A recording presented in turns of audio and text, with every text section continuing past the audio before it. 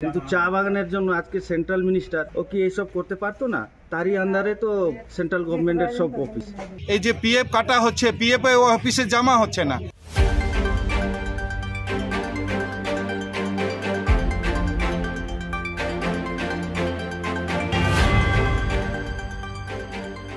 আগামী লোকসভা নির্বাচনে কেন্দ্রের বিরুদ্ধে চা শ্রমিকদের প্রভিডেন্ট ফান্ড বা পিএফকে হাতিয়ার করতে চলেছে তৃণমূল কংগ্রেস। বর্তমানে উত্তরবঙ্গের প্রতিটি চা বাগানে তৃণমূল শ্রমিক সংগঠনের তরফে 15 দিনের শিবির চলছে, যেখানে চা শ্রমিকদের নিজেদের সমস্যা তৃণমূল নেতৃত্বদের কাছে নথিভুক্ত করছেন। তবে তৃণমূল শ্রমিক সংগঠনের নেতৃত্বের দাবি, এই শিবিরে প্রায় অধিকাংশ বাগানেই শ্রমিকদের পিএফ নিয়ে একাধিক সমস্যা উঠে এসেছে, যার কারণে বহু চা শ্রমিক অবসরপ্রাপ্ত হওয়া সত্ত্বেও পিএফ থেকে বঞ্চিত।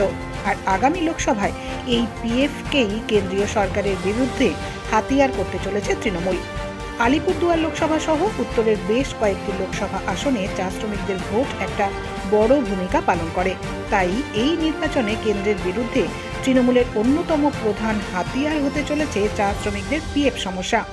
এ বিষয়ে তৃণমূল শ্রমিক সংগঠনের কেন্দ্রীয় কমিটির সদস্য ইসদার খারিয়া বলেন, ভোটের সময় পরিযায়ী পাখির মতো সাংসদ তথা কেন্দ্রীয় মন্ত্রী জন বার্লা আসবেন, চা বাগানের ভোটও চাইবেন, তবে ভোট পার হতেই শ্রমিকদের ভুলে যাবেন এবং তাদের সমস্যা সমাধানে কোনো উদ্যোগ নেবেন না।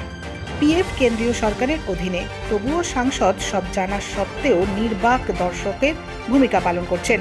অন্যদিকে জন বার্লা বলেন, বাগান মালিক সঠিক সময়ে শ্রমিকদের পিএফ জমা করছে না।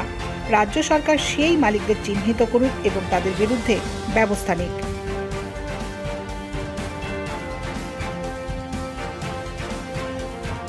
লেবারদের পিএফ গ্র্যাজুইটি, এই যে পিএফ কাটা হচ্ছে, পিএফ অফিসে জমা হচ্ছে না। পিএফকে আগে অ্যাকশন নেওয়ার আগে বলো না যে মালিকরা পিএফ কাইটে রাখছে আর পিএফ জমা করছে না পিএফ অফিসে, যাদের উপরে কেস আছে, যে মালিকের উপরে কেস আছে, ওদেরকে ধরার জন্য ধর্ণা করো না, ওদের জন্য এজিটেশন করো, ওদের জন্য যাও। পিএফ নিয়ে যে শিবিরটা হচ্ছে বাগানে বাগানে 15 দিনের, কি বলবেন? এইটা সামনে ইলেকশন আছে, তাই জন্য এইটা করে কোনো লাভ হবে না। যেইভাবে দুর্নীতি হয়েছে, মালিকরা দুর্নীতি করেছে, পিএফরা কাইটে দিচ্ছে না, এইটাকে আগে ধরো। ওইটা ধরলে তারপরে সব কিছু ঠিক হয়ে যাবে। আর সব এইটা করে কোনো লাভ হবে না।